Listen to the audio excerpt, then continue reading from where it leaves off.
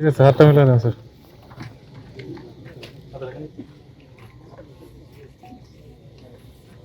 তো ভারতের পুলিশ আপনাদের কোন জায়গা থেকে আটক করেছিল?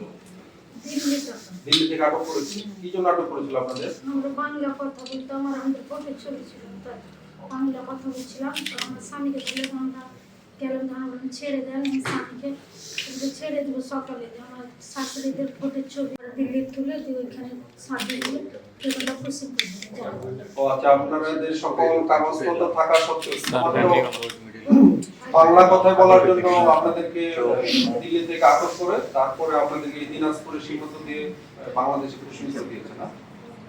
আচ্ছা, তো বাংলাদেশে যতদিন ছিলেন আপনাদের সাথে কেউ কোনো খারাপ ব্যবহার বা আপনাদের কোনো সমস্যা হয়নি না?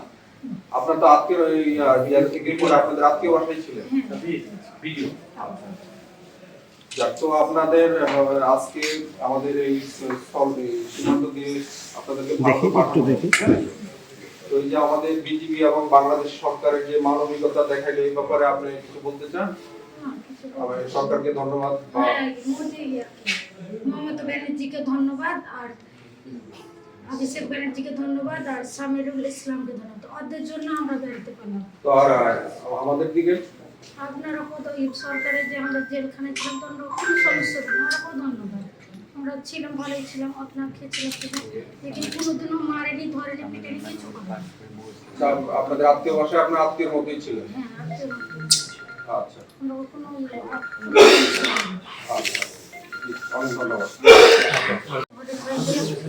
7 দিন ধরে একটু হলে তুলে, 7 দিনের পরে একটু গাড়িতে চলে দিল্লি জাহাজে নিয়ে আসামের বর্ডারে ছেড়ে দিলে, জঙ্গলে আসামের বর্ডারে ছাড়ে দিয়ে জঙ্গলে আমরা ভোট করলাম। তো কুড়িগ্রামে আমাদের সবাই সাহায্য করলে, বাংলাদেশের লোক সব সাহায্য করলে, ভোটকি বেড়েছে।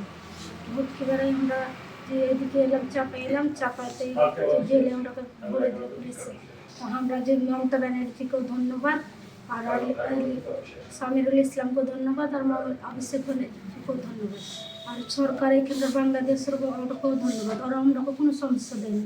আমরা ছিলাম জেলে, তা কোনো সমস্যা নেই। সে যা সবার সাথে ব্যবহার করতো তা আমাদের সাথেও ব্যবহার করতো।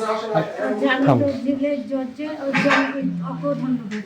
ওর জন্য আমাদের বলে জামিন মমতা ব্যানার্জি আমরা বেরোতে পারলাম, ওকে অনেক ধন্যবাদ। আচ্ছা, বিএসএফ কি ধরনের নির্যাতন করেছিল আপনাদেরকে একটু যদি বলেন? ধরলো, জঙ্গলে ছেড়ে দিল বিএসএফ। বিএসএফকে বললাম যে আমরা ভারতের নাগরিক, আমরাকে ছেড়ে দেন, তো ওরাও মানল না।